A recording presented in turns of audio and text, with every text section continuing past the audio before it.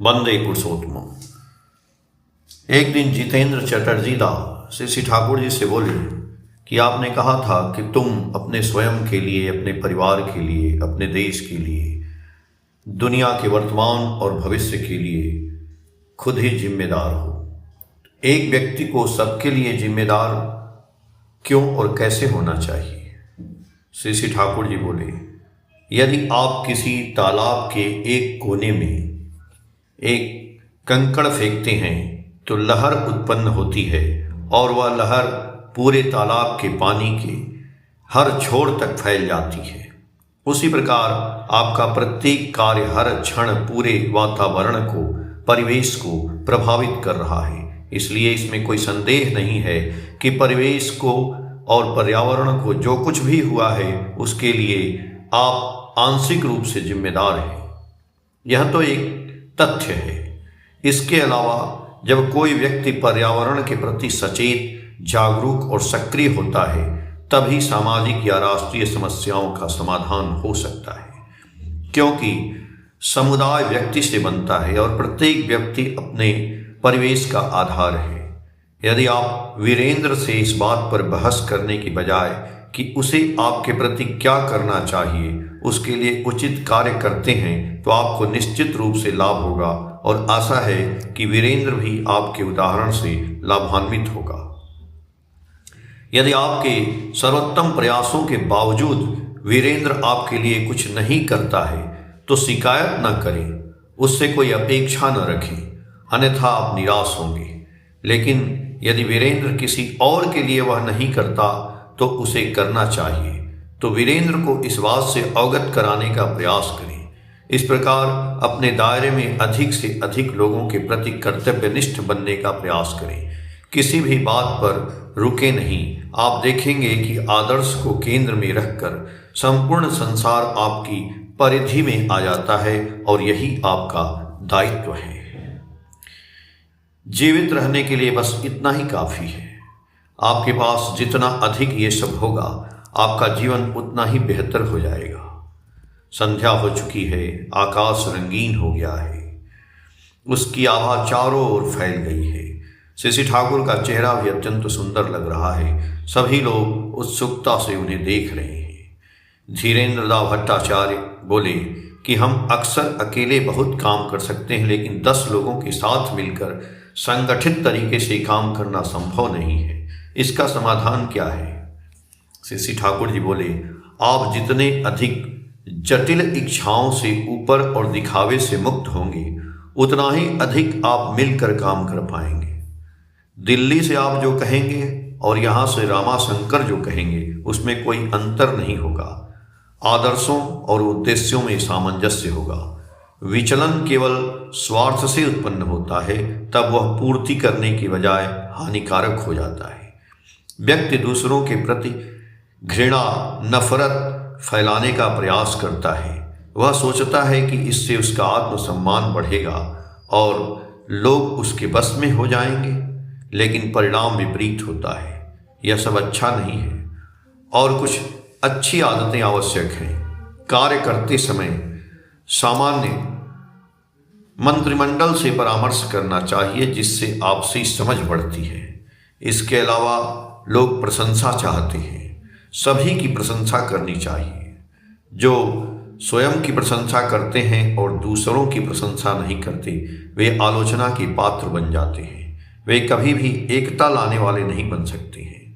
स्वयं की प्रशंसा भूल कर भी ना करें, लेकिन दूसरों की दिल से उचित प्रशंसा करें। यदि किसी की कमियों को समझाना हो तो वह भी सहानुभूतिपूर्वक प्रशंसा के साथ और यथासंभव शांत भाव से, जितना अधिक वाद विवाद से बचा जा सके उतना ही बेहतर है। इससे लोग कठोर हो जाते हैं। इसके बजाय सौहार्दपूर्ण, तथ्यात्मक और तर्क संगत चर्चा अधिक उपयुक्त है। तर्कपूर्ण चर्चा अच्छी बात है। यदि कुछ लोग इस बात पर सहमत हो जाएं कि वे आपस में सहमति के बिना मतभेदों को बर्दाश्त नहीं करेंगे तो स्थिति में काफी सुधार होगा। श्री ठाकुर ने एक माँ से कहा, तुम्हारा चेहरा इतना सूखा क्यों दिख रहा है? माँ ने कहा कि मेरे दांतों के निचले हिस्से में दर्द हो रहा है और मेरा सिर बुरी तरह दुख रहा है। श्री ठाकुर ने उन माँ से कहा कि जाओ भगीरथ दास से कुछ दवा ले आओ और फिर आ जाना। मुझे उस दांत के दर्द का अनुभव कभी कभी होता है। श्री ठाकुर जी बोले कि नीम की जड़ों या नीम के पाउडर से दांत साफ करना अच्छा होता है। नमक और तेल से दांत साफ करने से भी कई लोगों को फायदा होता है। खाना खाने के बाद खासकर रात को सोते समय मुंह अच्छी तरह साफ करें।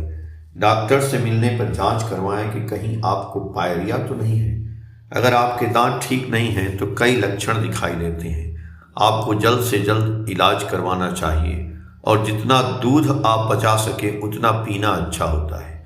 कई बार पोषण की कमी से दांत खराब हो जाते हैं। अगर आप दूध पचा सकते हैं तो कुपोषण ठीक हो जाता है। फिर माँ औषधालय में भगीरथ दा के पास गई और दवा लेकर के आई। श्री ठाकुर ने एक एक करके कई लोगों से पूछा, क्या आपके दांत ठीक हैं? सभी ने अपने अपने दांतों की स्थिति के बारे में बताया। श्री ठाकुर हंसते हुए बोले, अगर आपके दांत अच्छे नहीं हैं तो आपको खाने का आनंद नहीं मिलेगा। मेरे दांत भी पहले जैसे मजबूत नहीं रहे। लगता है पुराने जमाने के लोग हमसे ज़्यादा स्वस्थ थे। बहुत से लोगों के दांत, आंखें, पेट आदि बुढ़ापे तक ठीक रहते थे।